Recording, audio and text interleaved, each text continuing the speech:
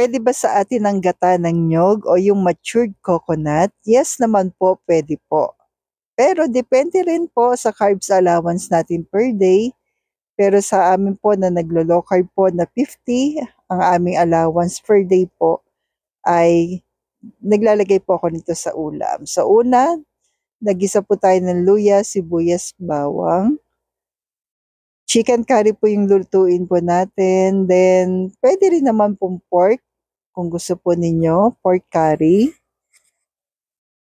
Then after po natin may gisa, ilagay na po natin yung ating manok. Sasangkutsa lamang po natin. So yung isang niyog po, meron po siya mga 9 na net carbs po nito. Pero 3 po kaming kakain po nito at maghapon na po ito na pagkain namin.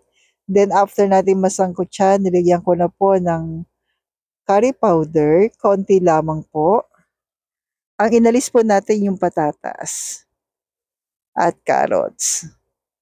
So yung pangalawang gata na niyog, pakuluan po natin ng mga 30 minutes para mas maluto. Then yung pangalawang gata, after niya na medyo matuyo na, tsaka natin ilagay yung unang gata po ng niyog. So pagkakulo, nilagyan ko na po ng bell pepper. Then pagkakulo, pagka naglalangis na po, okay na po yan. Meron ka na po masarap na low carb curry po.